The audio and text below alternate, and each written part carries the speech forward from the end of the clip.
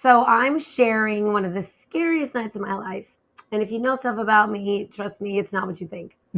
But I don't know how many years ago. I think it was October, actually. Yeah. This is the season of spooks and scares and goblins and ghosts, right? Right. So the scariest night I ever spent in my entire life, well, the second scariest night I've ever spent in my entire life, was being on stage at the Improv doing a 6-minute set.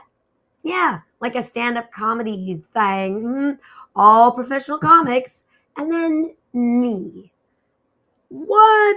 That's crazy. So how'd you end up there? I ended up there because when you grow up in LA, you have friends that are celebrities. And when you have friends that are celebrities, they do crazy things like host one night a month for an entire year at the Improv, and they can have anybody they want.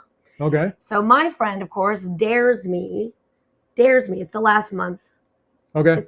I'm pretty sure it was October, but she did it for a year. Okay. Which means she started the year before in the So fall. it's your last month. It's the last month. I kept putting it off. I put it off all year. But the other thing I did all year is I faced all my fears. I decided that emotional fear, let's blow that out because it's really usually made up stuff. I mean, if there isn't something in your life, if there's something in your life that scares you where there is no physical danger, like being live on stage at the Improv, Right. when the lineup is all professional comics, and you, a normal person who's never done stand-up, yeah. Okay. There's no physical danger. Right. Nobody's going to jump on stage and kill me, I don't think. I hadn't really thought about it like that. You could bomb, but you won't die. I looked hot. I think that was my saving grace. I mean, honestly, I didn't know what to talk about, but I was single and I'd been doing a lot of dating, and my friend told me, just talk about like blowjobs and answering machines. You have plenty of material. She said I made her laugh all the time talking about blowjobs and answering machines. I didn't know what I was doing. I did practice. Yeah. And I went on stage and I did 6 minutes. As a matter of fact, it was so terrifying. I don't remember any reaction from the audience of any kind. In my brain, you could have heard a pin drop. I don't think they laughed at all. And when the red light came on in the back of the room to tell me my time was up, I was mid-sentence and went, thank you, good night. So if you don't know, hi, everybody. I'm Orna Walters. And I'm Matthew Walters, and this is Love Intervention. We are here to intervene in your love life and get you on the track to long-lasting, soul-satisfying love. Because sometimes you need an intervention. I mean, let's face it. People only change when they hit bottom. Isn't that what we're told all the time, over and over? It's a pain choice to change your life for the better. I mean, if everything is great, then nothing needs changing, right? And yet we all seem to, in some way or another, need to be pushed along to create positive change. Well, yeah. I mean, and just FYI, if you're on Facebook, hit like, hit share, comment. You can ask your questions there. If you're watching us on YouTube, you can, I think, ring the bell and comment, click the bell and comment and all that good stuff. Send the love around the world, right? So we're talking tonight about making fear your friend, which is why Orna's telling this amazing story about doing stand-up comedy after having never been a comedian in her life. Not professionally. I mean, I think I'm somewhat entertaining, but yes, you tell a good story. I know. You're funny. But that, that's a completely different thing. Those people have training. They had practice. They had a lot of self-loathing too, which I was coming out of at the time. I don't know. I mean, it's one of these things where I spent the entire year doing all kinds of things that terrified me. So when my friend dared me and said, I'm giving you a 6-minute set. Okay. And she basically dared me to do the set. And I begged her for half a set. She said, no, nobody's doing half a set. But somebody did half a set later. I watched them. So 6 minutes. I had to fill 6 minutes from the stage at the world famous Improv. I might have been the only amateur ever on that stage. Brick wall behind me and everything. But I didn't die. I don't know if I bombed. It certainly wasn't the funniest person in the room, but I looked great. I was in the best shape of my life. It was 1998, and I was on the way to move to Hawaii. So I think less than 2 weeks later, I packed up and moved to Hawaii. Oh, so if you did bomb, you were leaving town. Who cared? It didn't matter. Yeah, kind of. That's why I put it off all year. I was like, I'm escaping this town. So what does this have to do with making fear your friend? I get it's a great story and everything, but what does this have to do with that? Well, let me say the other things I did all year. Okay. So I went to a friend who's a like one of those people on a movie set that handles weapons, arms, munitions, right? And so I went to him. I said, I'd like for you to take me to the shooting range and teach me how to shoot a gun.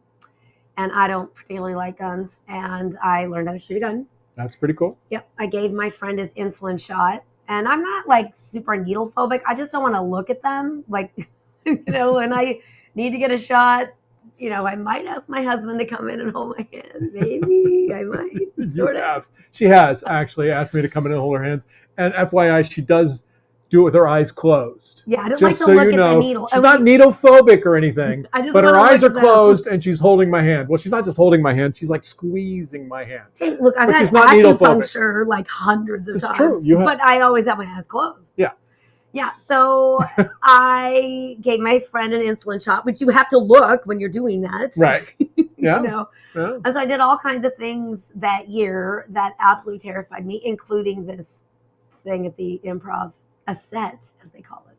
I did a set at the Improv, and wow, it was pretty terrifying. So why are we talking about making for your friend? What does that have to do about love? What does all that have to do about love? Right. Well, the thing is you can only love somebody at the same level at which you love yourself. And I know there's people that are going to argue with us on this. We can debate it another time when you have a platform with which to debate us on. But tonight, we've got the mic.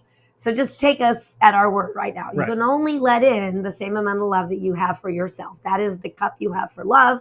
If you love yourself a lot, you can let in a lot of love. If you love yourself a little, you can only let in a little love. I can totally sabotage the relationship. I mean, you're just describing my 30s right there, my 20s and my 30s, right? I didn't really like myself very much or love myself very much. Yeah. And so, if I met a woman who said, wow, you're really cute, you're smart and kind of funny, I'd be like, what's wrong with you? Right. And then the other voice would come in after that and it would say, wait till you get to know me. Wait till you get to know me. You'll see.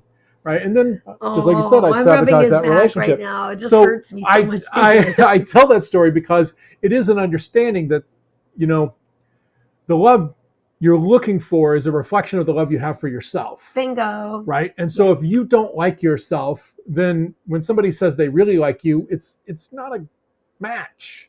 It doesn't energetically fit. Yet if you don't like yourself and you meet somebody who treats you badly, then that's kind of an energetic fit. Yeah. Right. So, okay, let's travel back to the fear part, right? And why it's important to make fear your friend, and why that is something that if you want to change your life for the better, it gives you a really clear roadmap. So, if you imagine that you this is you, like a stick figure you, right? So here's you, I'll be you, I'm a stick figure you, and where your highest and best self is, let's say, put your hand above my head or somewhere back there, like over here in my blind spot, but put it behind my head. Ooh. Yeah, it's back there. And the thing about your blind spot is you can't turn around quick enough to catch it. So your highest and best self actually lives in your blind spot. So the path to your highest and best self, like the best version of you, like the most awesome version of you, this self-realized version of you, the one that's fulfilled and satisfied and just thriving in life, in your life, that version of you lives in your blind spot. So here's the dealio. You can't turn around to see it, but there's a force field around this version of you, this highest and best self version of you. And that force field is made up of fear. And when I discovered this, and I kind of discovered it kind of by accident, but I've had people always ask me, we've been interviewed thousands of times, and they always say, how did you change your life? I came from this home with abuse and emotional abuse and physical abuse. And, I got out of there and I managed to become me for the good or the bad of it, that I have a great relationship with you. I have a thriving business. I think my life's pretty good. And so people ask me all the time, how did I change that? How did I do it when so many people get stuck in those patterns that we talk about breaking all the time? And so there's a lot of answers to that question, but this is my favorite one is I made fear my friend. So when I started my coaching business with scientific palmistry, non-predictive palmistry, I was a manifestation coach. I hung my little shingle and I was coaching people to live at their highest and best self. And at some point, I started doing these monthly talks that I would put out through the interwebs. And the most popular one was called Make Fear Your Friend. And that's how we got the title of today's love intervention. If you're wondering what we're doing here, it is all about your love life. I promise we'll circle back to that.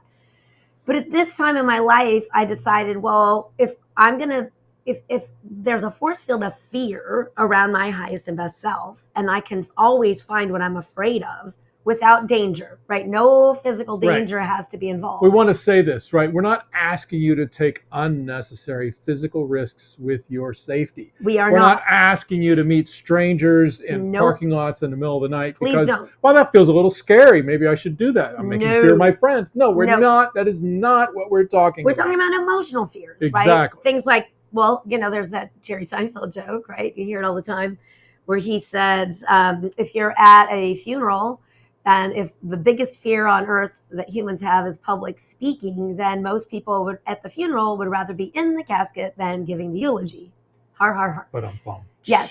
So, there's nobody's going to get up and murder you at a eulogy, at a funeral. Right? No. You might stumble your words and you might not speak well, but that's probably the worst and that's going to happen. And you might stop in the middle of your set, in the middle of a sentence when the right light goes on, and you might just say, thank you, good night, and not even end the joke. Nobody came and hurt me after that happened. So here's the deal. I don't know that I necessarily bombed in the worst possible way, because I was hot. People weren't booing or throwing drinks at you. Nobody was throwing, or Rotten Tomatoes. I didn't get any of those thrown at me either. Right. So here's the deal. That year, I grew in my self-esteem and my confidence and my ability to care for myself. And dare I say, loving myself. I liked myself better. I wasn't so obsessed with pleasing other people. My whole point of view of how I was moving through the world started to shift simply because I did things that I was afraid of doing, like learning how to properly load and shoot a gun, give a friend an insulin shot, and giving a set at the Improv. And these are like some of the highlights of that year. There were a lot of other things that I did that scared me, or that I had fear about. And I think sometimes that a lot of you all listening to us out there think, oh, we got things all right, and that's why we're here. And we're here to say, no. We did a lot of things wrong. We made a lot of mistakes. And part of why we do what we do is to give you guys the shortcut, right? Yeah. To show you how to have a thriving life in all areas, but especially your love life. And that level at which you love yourself comes from so many things. But when you really address those fears that you have, you grow in ways that are exponential, and the rewards are so great that I don't even think that we could literally sit here for like the rest of the time that we have together and start listing the benefits of making fear your friend. So let's talk about some of the nuts and bolts of that. Well, because you don't run from your friends. No, you don't run from your friends. When you see your friends, you say hi and you go up and greet them, right? That's right. And so when you feel that wow, this feels like uncomfortable to me.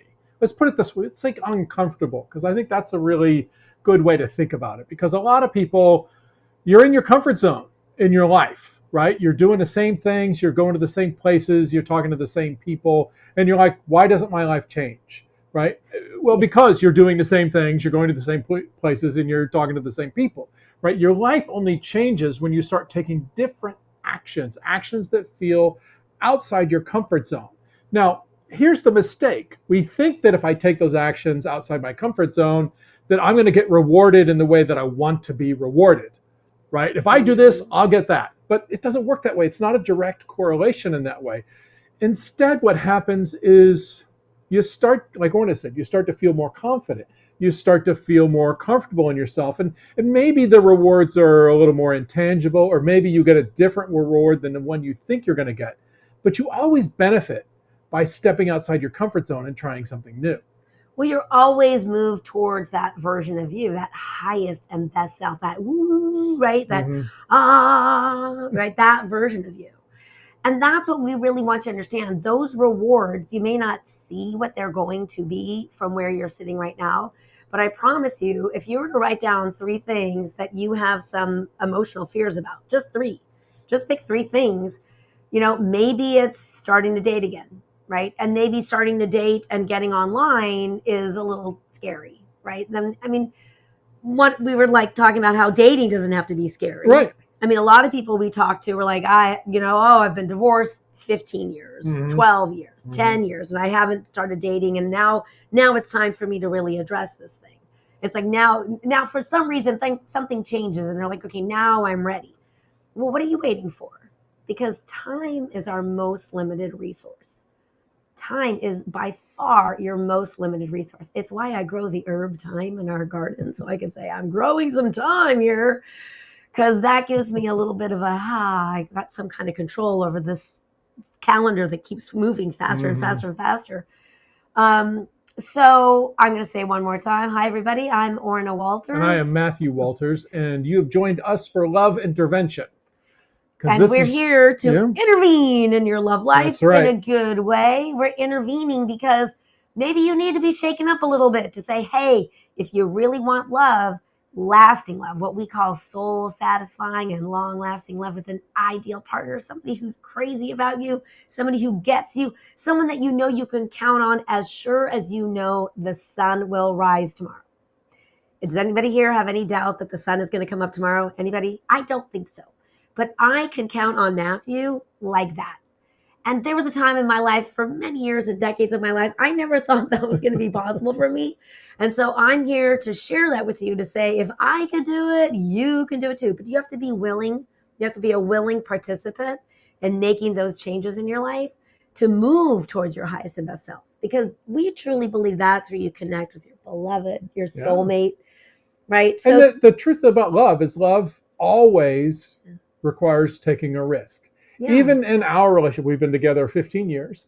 There are still days where it's like, oh, do we talk about that thing that's uncomfortable, that doesn't feel good? Yep. Oh, I got to risk it. I got to talk about it because otherwise I'm going to feel disconnected. And we take risks on a regular basis in our own relationship in this way, emotional risks, right? Where we share about something that's maybe we don't feel so great about, or maybe we're uncomfortable with about ourselves, or maybe we're uncomfortable with about our partner, right? Yeah. And we share those things because we know that taking those risks is what keeps our love vibrant and alive and healthy and growing, right? And so risking your heart isn't something that you're going to do once and then you're going to meet your soulmate and then you never have to do it again, right? It's like, oh, thank God, I risked my heart. Now I never have to do it again, right? No. That's not it. You're going to have to risk your heart regularly, over and over and over again, in order to get and keep and grow the love that you really desire. And so getting comfortable being uncomfortable is part of the deal. And so those of you who this time of year watch all those scary movies and you love it, no thank you, by the way. That's not my style. My style is what scares me, where there's no danger, no physical danger, and do those things. That's the kind of thrill I like, to face your fears, and not just face them, but make fear your friend. And what we really mean by that is you're going to look for those things. You're going to look for those things where you're like, ooh, that could be a little uncomfortable for me to say yes and do that thing and take that opportunity and take that leap, or go on that date, or be set up, or go online, or swipe right a few times, or you know what? Maybe not be a private investigator before you go out and meet somebody for the first time. You don't have to Google them for, till 3 a.m, finding out everything you can about every job they ever had, or what phone numbers they may have, or, you know what, meeting somebody in a public place for an hour, you're pretty safe. So just go on the date without doing hours of research. You do not have to be a private investigator in this day and age, nor hire a private investigator to go on a date. It's just a date. So going on a date means, hey, you're going to sit with that person for about an hour, 60 to 90 minutes maximum. Have and coffee, you know what? I always say, I'm just going to say, make it easy. We do want you to keep your safety, your physical safety boundaries. So we're going to give you a great tip, especially for the ladies. If you go on a first meeting with somebody, and a lot of guys do this because they want to make sure you're really you and they want to see if you hit it off, and they'll invite you to go from place number 1 to place number 2. Well, you know what, guys? Stop asking ladies to do that, because so do the creepy guys that want to harm ladies. So we always tell all of our ladies, never, never, never, never go with a stranger and meet them at one place and then go with them to a second location. Don't ever go to a second location the first time you meet somebody. Just don't do it. So guys, stop asking. And ladies, don't go. But going on a first meet in a public place for an hour, that might feel really scary to you to just take the leap and meet somebody that you've never met before. But every single person that you meet knows people you haven't met yet. And I promise you, making that a regular occurrence in your life, if you're looking for love, you should be going on 2 to 3 dates a week. And sometimes when I tell people they should be dating that much when they're looking for a life partner, don't they look at us like we're kind of crazy? Like, who has that kind of time? Who has that kind of time? Well, if you don't have that kind of time to date, you probably don't have that kind of time for being in a relationship. Because the truth is, you're not suddenly going to have more time when you're in a relationship. You're going to put time into that relationship. Yep. And so maybe it's time you're putting into other areas of your life that you can put towards your dating. I want to say this. Time for the relationship. Exactly. I want to say this. I want to speak to the introverts out there. Those of you who are like, you know what? I'm so much more comfortable in my home with my book or my TV show or whatever it is. And I have a couple friends, but I really, parties and all that. I'm just not comfortable there. And so I want to give you a strategy that can help you feel more comfortable and confident and step into that discomfort zone so that you can stretch, right? And so it works like this. Where you feel most uncomfortable is if you don't know your role in the situation.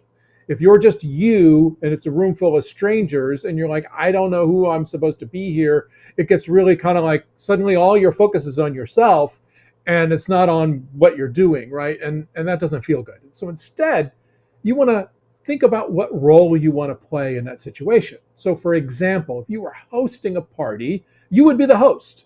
And you know the role of a host, right? You know what you're supposed to do. You welcome people. You make sure they have drinks, right? You take care of them in that way. You're nurturing. Fill the chips bowl. You fill the chips bowl, right? When you're hosting a party, you know how to do that, right? If you're an expert at something at your job or you're just good at it, right? And somebody comes and asks you about it, you know your role there because you're like, oh, yeah, this is my thing. I can talk about this, right? And you can come across very confident and comfortable. So when you're going to those situations, like it's a party somebody's invited you to, or maybe it's a bar or whatever it is, and you're like, I want to talk to these strangers, but I don't feel comfortable doing it.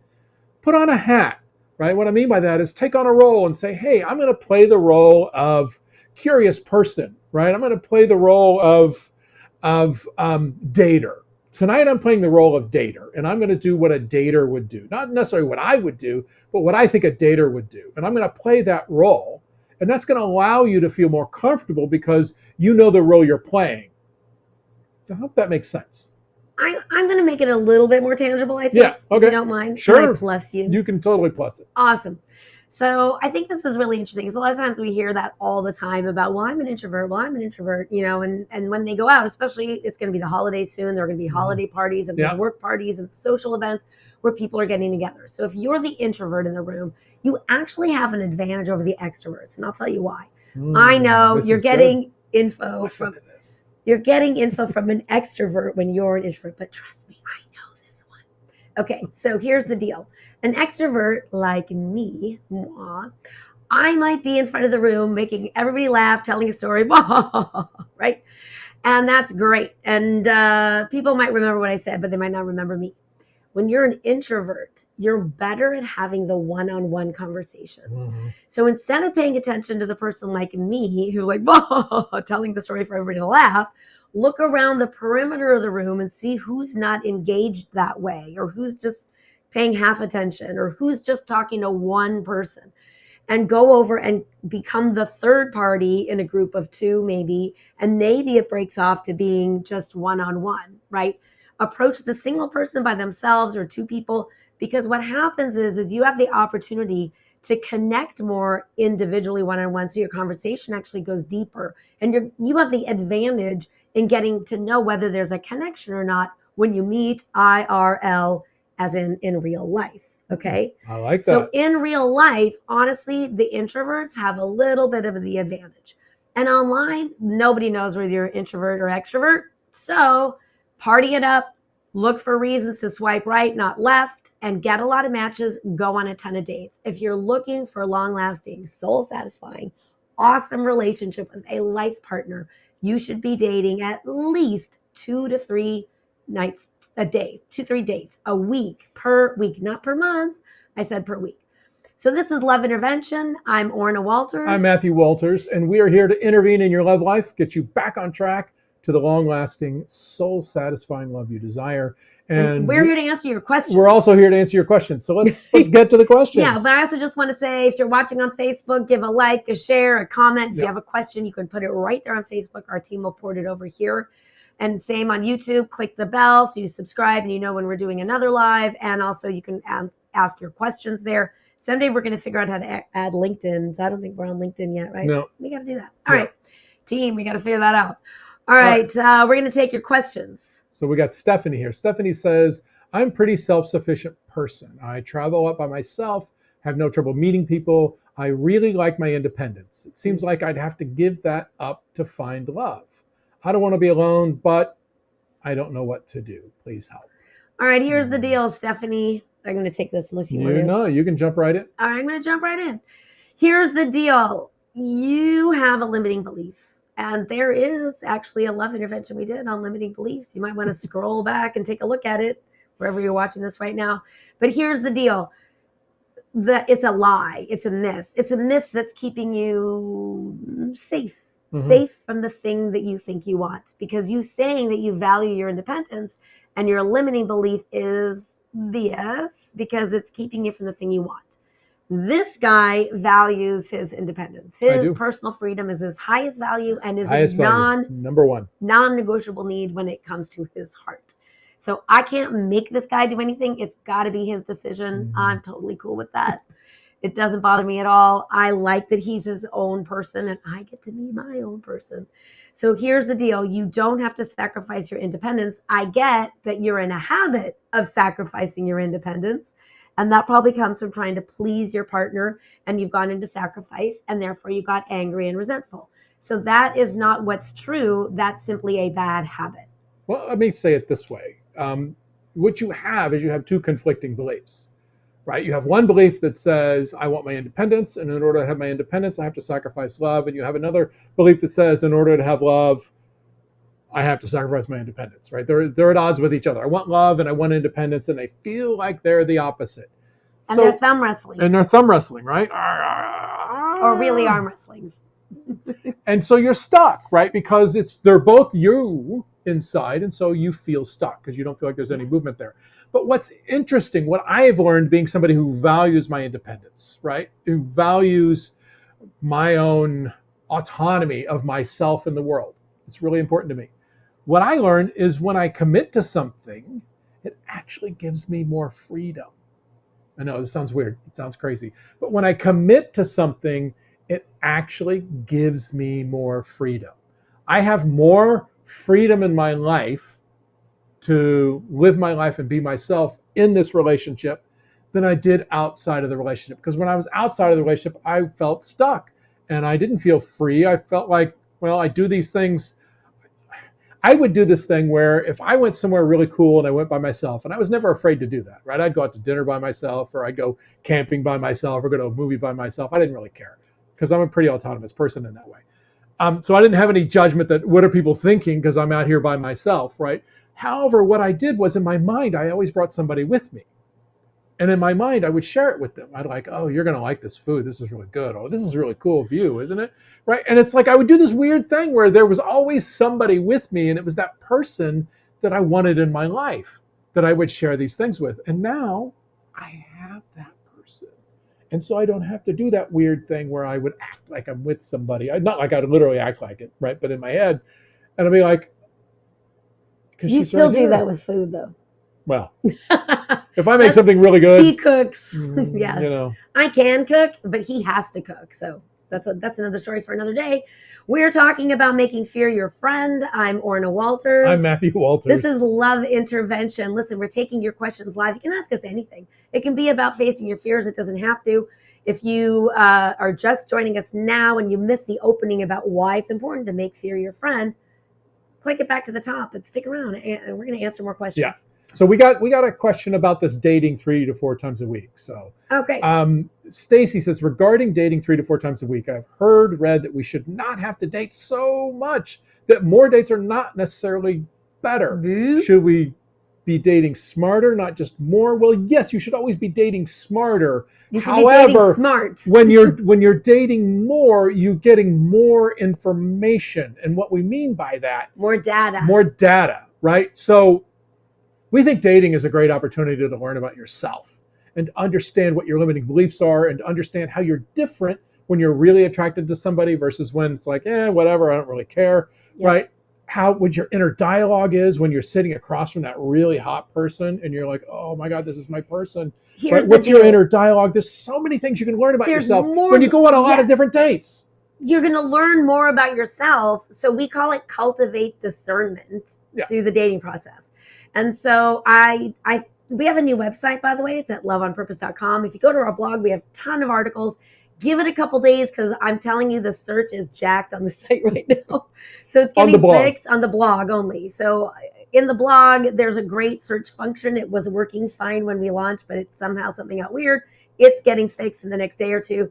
Stacy, go to our blog, loveonpurpose.com, click blog in the search bar down near the bottom of the page above the footer. Type in dating to discover and read all of the articles that come up there, because that will give you a lot more guidance than we can give you in a few minutes here. Well, but I don't know where you heard this about dating smarter and not more, because what people are doing when they're dating less than that and not dating different kinds of people, they're looking to rush to the exclusivity fast. And that is like going out for fast food thinking that's going to satisfy you like a really slow cooked meal. Right. So just like there's fast food and there's slow food, everybody is dating in the fast lane, and we're asking you that if you want real love, that only comes slowly. So you got to slow love into there.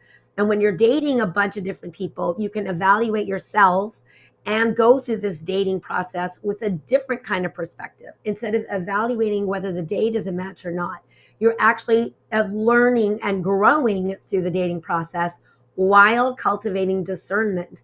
Because if what you desire is something you've never experienced before, right? If what you desire, like this long-lasting, awesome relationship, I think we model it pretty well here. We don't shy away from the fact that we don't get along every minute of every day, but we love each other every minute of every day regardless. And the reality is learning how to have a lasting partnership takes an education and takes a skill set. So it doesn't happen by accident. If you're over 35 and you're listening to us and it didn't magically happen for you, then you should probably get some professional help. If not from us, then from someone else, because it's not going to magically change when you meet this like mythical unicorn of a person that you never have conflict or miscommunication or a misunderstanding with. That is a fantasy. So learning how to select an ideal partner is a skill in itself. And it starts with dating to discover and discovering first about you and then identifying a match out in the world. So Stacy, go to the blog, but wait a couple days. Maybe put it in your calendar so you don't forget. I got one more thing to say about this. A quick story about a client of ours. We had a client who never really wanted to do the dating the way we described it. Right? She wanted to date a lot of different people. Part of her culture just was looked down upon.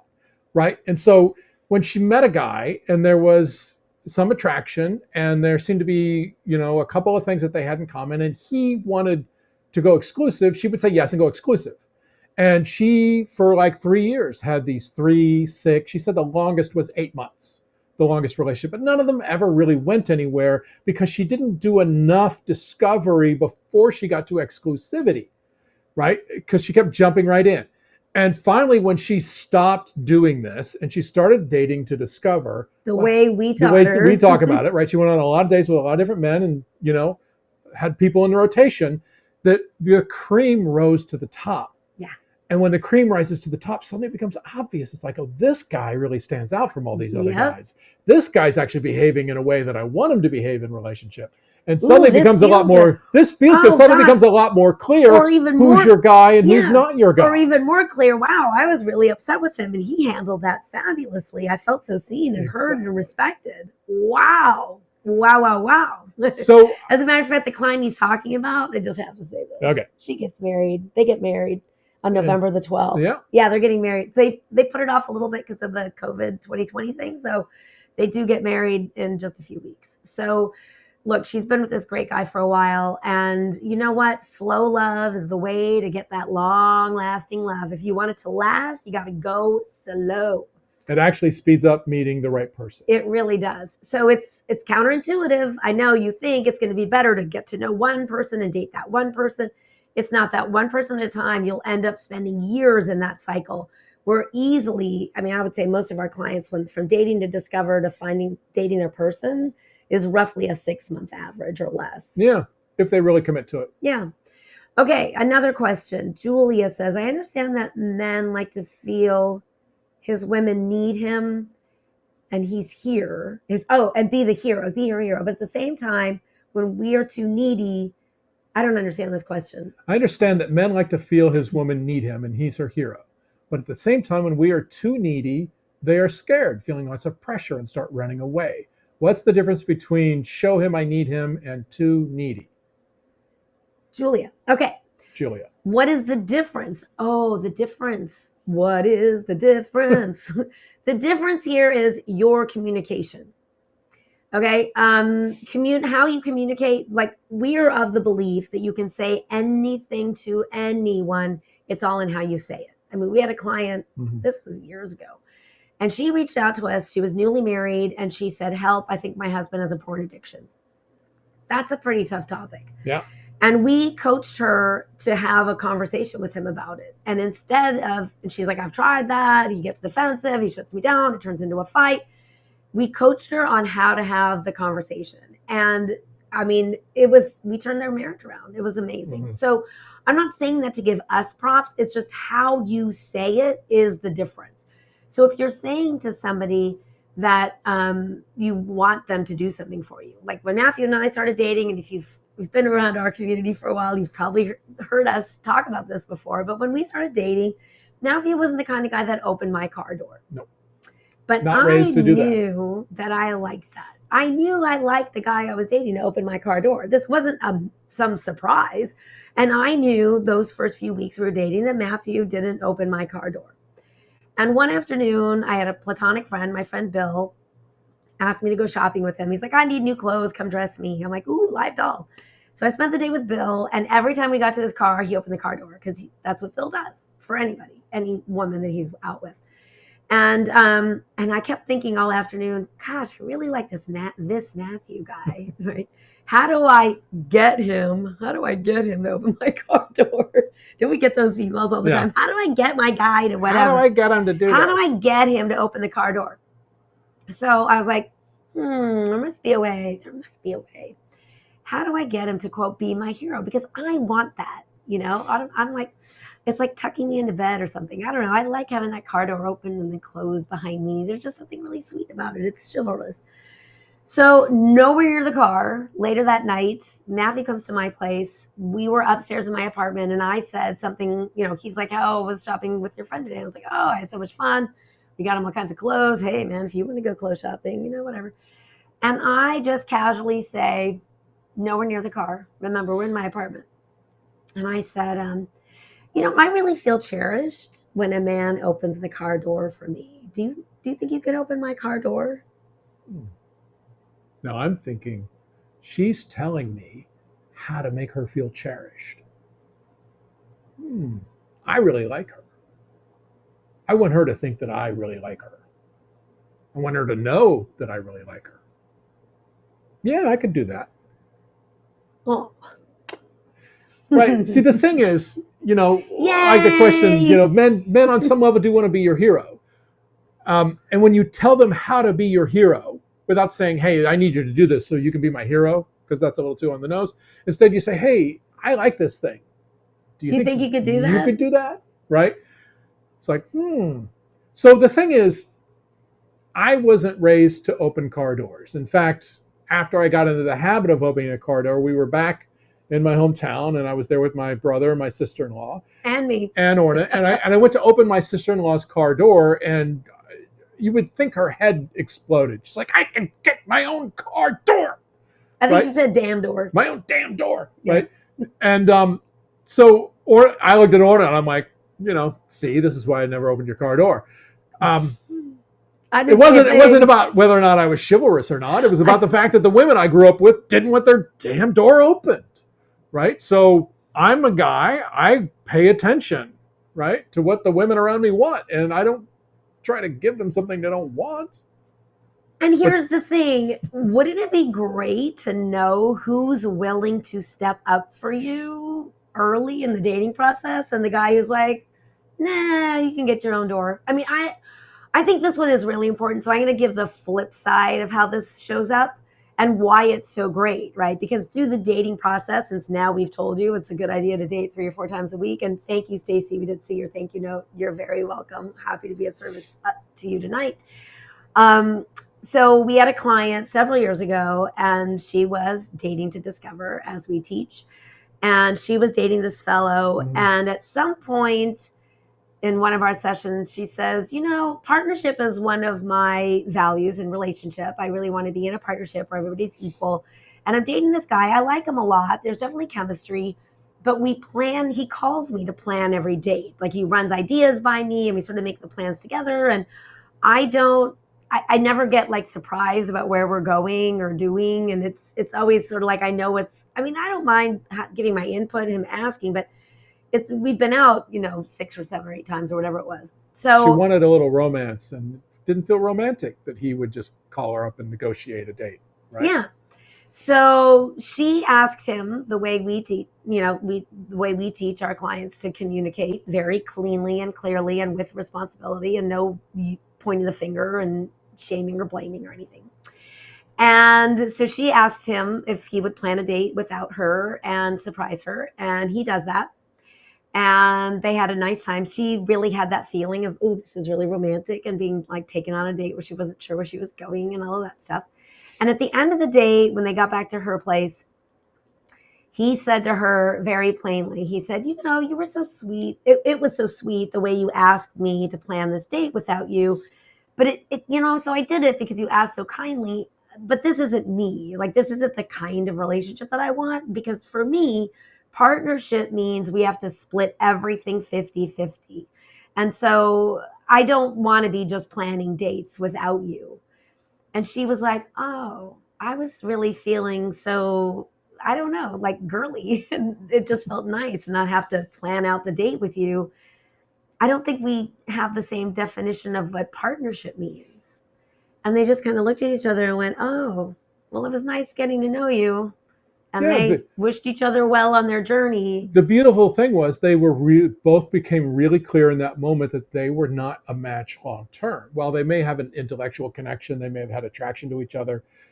If they hadn't talked about this would be something they would fight about for the rest of their relationship. Yep. Right? But because they had different definitions. Because they had different definitions of the thing and they had different expectations.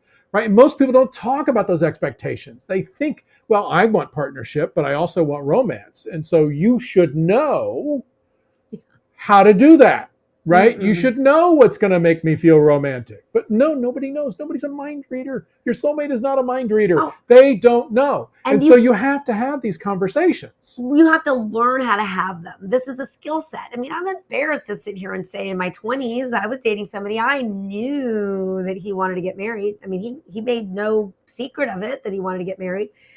And he asked me to go look at rings. Gulp. And I got really uncomfortable. And I said, well, I said something really ridiculous. I was in my 20s. And anybody else here say anything ridiculous or do anything ridiculous in your 20s? I bet you're all raising your hands. Whether you're not raising your hands, you've done something ridiculous. Mm-hmm. I said something to the effect of, well, if you really loved me, you would know what kind of engagement ring to get me. Oops. So you know what? What? I just leaned into the fear. I didn't want to share with our community how stupid I was in my 20s, but I just did it again. I mean, we risk with you guys every time we sit and talk with you, right? Oh. We tell these ridiculous stories because everybody thinks, oh my gosh, it's so romantic when love just happens.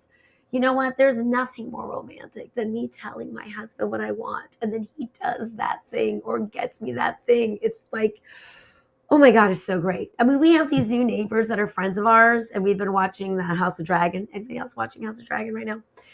Oh, the season finale was a good one. And we finally got some dragons in the daylight. Mm-hmm. So we've been watching this with our friends, this married couple, and they live across the hall. And we've been, 1 week at our place, 1 week at their place. And there was 1 week we were actually at their place, and Matthew offered to give me a foot rub while we were watching House of Dragon. And he rubbed my feet. And then when I saw my friend later, just her, she said, "Oh, I noticed Matthew was rubbing your feet when we were watching House of Dragon the other night." And I kind of got a bait and switch, because when my husband and I when we were dating, Mm-hmm. we went and took had a couples massage class, like how to massage each other and all this. And then it turned into, he said, "I don't like doing that." He said, "I don't like getting a massage." And I said, I asked Matthew to rub my feet. And she goes, "Oh." I go, "He doesn't," I go, "But he offered." And I was like, that was a different dealio. But the thing is I ask Matthew often, "Hey, will you rub my feet, or will you rub my back, or whatever?" I mean, love doesn't come with some kind of super mind reading powers yes, are we on the same page a lot? Can we finish each other's sentences sometimes? Yes. But that often doesn't happen in our regular life, when we're not actually teaching stuff that we teach every day of the week. We finish each other's sentences here because we know what we're teaching, and we both know the content of what we're teaching. We don't have some script tonight. We're just here just sharing with you, because I want you to understand, why do I risk and say I was an idiot when I was in my 20s and say something? Because I want you to hear how ridiculous it sounds that somebody should just know what it is that you like. So I don't remember the person who asked this question. It was down lower. It was I don't know. Julia. So Julia, I hope that this answers your question, because it's how you communicate, right? It's like when we say share how you feel, and people go, "Oh my gosh, people are going to think that I'm whining all the time." I'm like, well, if you're whining in your communication, then yes. Yes, people will think you're whining. If you're just being authentic and you're speaking how you feel, how else are you going to have emotional connection with another person? You speak how you feel, they speak how they feel, you come from that authentic place, and you get that emotional connection that your heart desires. That's how it works, people. That's how it works. But it requires risk. And it requires that you risk. And that's why we're talking tonight about making fear your friend. Because you got to take risks. All right, let's take another question. Joanne says, "I was married almost 30 years. My husband cheated on me." I'm so sorry, Joanne. Sorry. "It broke our marriage, as I believed we had a great marriage, and was blindsided, as most people who knew us were. We've been separated for 10 years. I want to get back out there, but I'm afraid that the same thing will happen again. How do I get over this fear?" Oh, yeah. Okay, well, here's the thing. You are taking your baggage from the last relationship, and you're dating with the filter of that baggage. So let's share another story, because I think stories are a great way to understand this. So we had a client years ago. It was a man, and he came to us because he was in a relation. He was married and had 2 kids, and he was in trouble in his relationship. It wasn't going well. Him and his wife were fighting a lot, and she didn't want to come. It was just him. So we only had him to work with. As we were digging into the whole story, what we discovered was that the woman he dated before he got married, he thought was the love of his life. He thought, well, this is it. This is the woman. And she cheated on him. Yep, broke his heart. And he went, "I am never going to let that happen to me again." Mm-hmm. Right? And he decided in that moment that he was going to make sure he chose someone who would be faithful, someone who he could trust. And he did, right? His wife, who he was fighting with a lot, she wasn't a cheater. She wasn't somebody who was going to do anything like that, right? That just wasn't part of her nature. However, because he had so much focus on not a cheater, not a cheater, not a cheater, he ended up choosing someone who ultimately wasn't a good match for him. He ended up with somebody faithful. He ended up with somebody faithful, but they ended up divorcing for other reasons. Yeah. Right? Because they couldn't get along, because they were in conflict about other things that had nothing to do with being faithful. Yeah. So we only do this in our love life. We're only in reaction to the past in our love life. We don't do this in any other part of our life, right? You've never had a friend call you and say, "Oh, I had a terrible day. I quit my job." You'd be like, "What happened?" Wow. Right? You want to know the story. Yeah. And what if your friend said something kooky like, "Well, I went and asked for a raise and I didn't get it. And that hurt. It felt terrible. So I quit. And now I'm looking for a job where I never have to ask for a raise. I mean, you would think that person has lost their marbles, right? I'm right. Just say that I'm right. You're right. Thank you. And we only do this in love, right? We only do this in love. We only respond and recalibrate what we think is important based on our heartache. And it's like we create our expectations from those bad experiences. Mm-hmm. We were talking with a woman recently who had some bad experiences, and so like we all had, and so she made certain decisions, right, about what she could and could not get.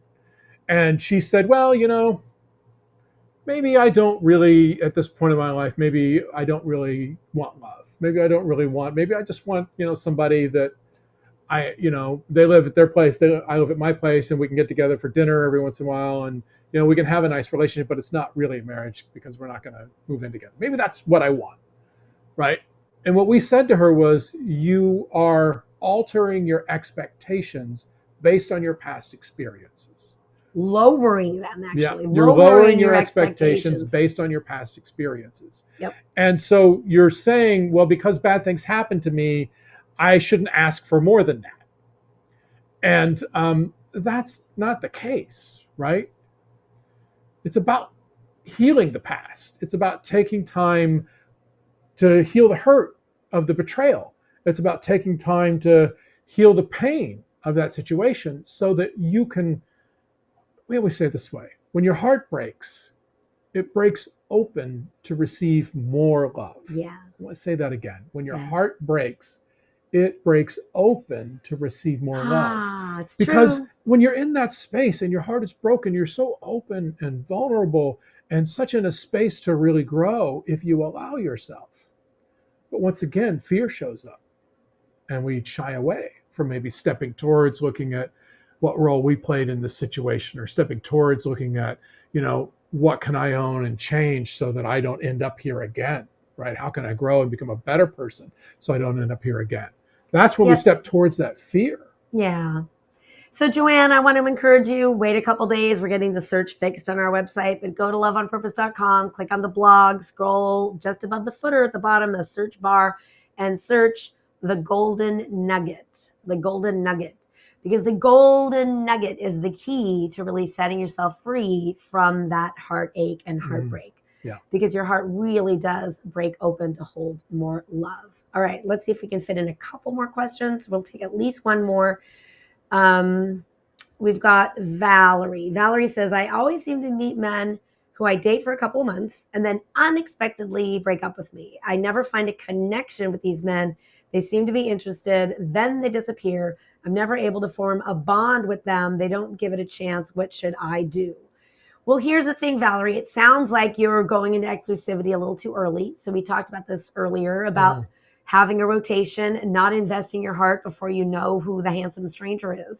So creating a bond with someone else really comes from both people being authentic. It's kind of a lot of what we were sort of saying, but I'm going to be a little bit more specific in the dating process.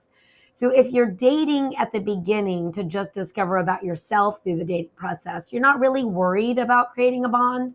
So I don't know what it is that you're looking for. We say all the time, beware, be super, super, super cautious of what we call instant intimacy. So if you're looking for instant intimacy, that's a bad sign. You don't want that either. So there is sort of a Goldilocks rule. I understand if you're dating somebody for a few months and there's no bond, and you don't feel bonded to them in any way, I don't know why you're still dating that person. So you should cut them loose if you don't feel a bond with them after a certain amount of time. Like I was saying earlier, it is just as important to know who to select and move forward towards exclusivity, eventually to exclusivity and beyond, but also to know who to deselect. So if you are not bonded to somebody after 5 to 6 dates, deselect that person. And you should be going on 3 to 4 dates a week with different guys and eventually build up a rotation. Because when you're dating this way, the cream rises to the top, and the men who are looking to please you and are interested in you and looking towards the future. I mean, every single one of our clients, when they start going through the dating process this way, which is, by the way, phase 2 of our work. Phase 1 is your relationship with yourself. Phase 2 is when you start dating. So in phase 2, most of our clients find that the cream rising to the top shows up a lot like the guy was paying attention to what they like and don't like. Well, hold on a second. Okay. I'm in the middle of a sentence. You got it. Yeah, thank you. And I know I interrupt you sometimes, so you want to take over? You know what? I interrupt you sometimes. I'm going to let you do it. All right, awesome. So I'm going to stop right there. You're so sweet. I want to say it this way. When you're jumping into exclusivity early, right, and you're saying, hey, you know, why don't we do this? And you're stepping up and starting to drive the relationship a little bit. We don't know if that's what you're doing, Valerie, but I can guess based on what you're describing, because these men seem interested early and then they disappear. The reason they disappear is because from the beginning, they weren't looking for what you were looking for, but you moved things forward too quickly to even find that out. Oh, it's like that client we had. Remember the museum ticket lady? Yeah. So we had this client, and she had this friend that she was interested in. Now, she thought they were dating, but clearly he didn't think they were dating. They both had a membership to a museum that they liked to go to. So they went to a lot of these museum events together, but he never was moving anything forward. And then she knew his membership expired, and there was this really cool exhibit.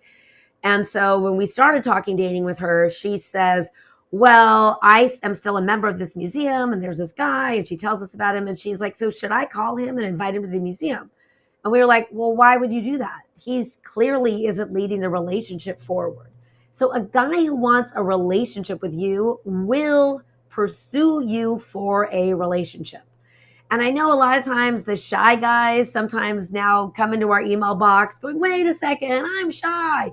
But I promise you that the shy guys, or if you're like 20-something and you're going, 20-something guys won't do this, I promise you the 20-somethings will. If they want a relationship. If they want a relationship. Now, if they don't want a relationship, you can't make them want a relationship. I don't care who you are.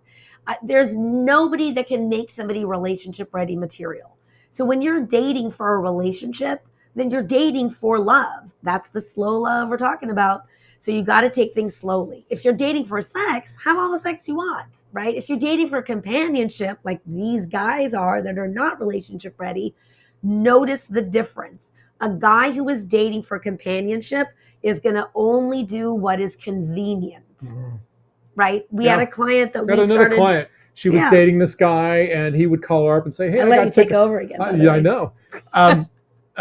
This guy who would call her up and say, hey, I got tickets to the basketball game. You want to go? And let's meet there. Hey, I got tickets to this concert. You want to go? I'll meet you there.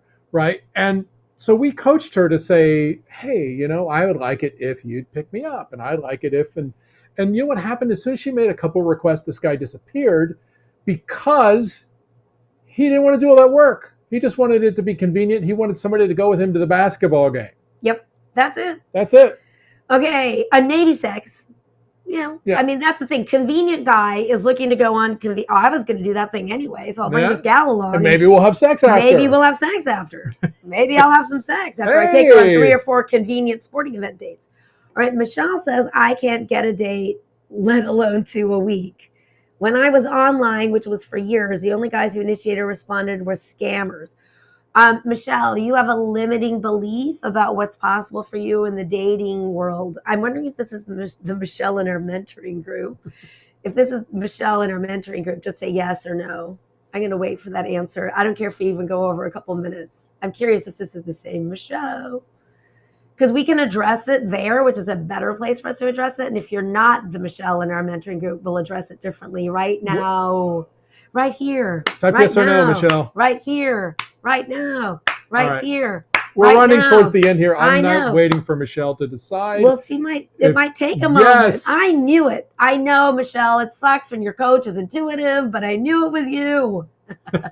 We're going to address it when you get in the left seat, girl.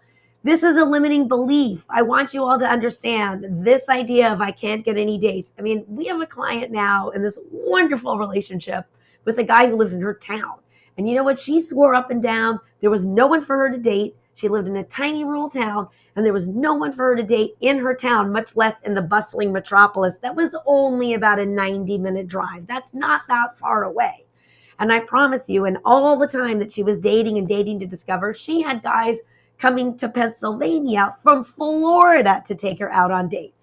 So this whole idea that you can't find someone to date, that is something going on with you, either energetically or literally there's an issue with your dating profile or your strategies for dating. Your strategies for dating. So limiting belief, your strategies for dating, this is where the problem lies. And Michelle, I'm going to ask you right now to please send over your dating profile. I want all of it for our mentoring group. So we have it. You can either screenshot it, but send us all the photos and the content of your dating profile, your most recent one, so that we can look at what's going on there. The rest of you, we're going to sign off. I'm Orna Walters. Matthew Walters, thank you for joining us for Love Intervention. We are here in 2 weeks. On November the 8th. Yep. November 8th, we'll be back. 8th. And I just want to say, if you get anything out of tonight's Love Intervention, please, please stretch and grow yourself towards your highest and best self by picking something that scares you during this fall season and do it anyway. Just make sure there's no physical danger involved, and we want to help you get the love you want. Thank you for joining.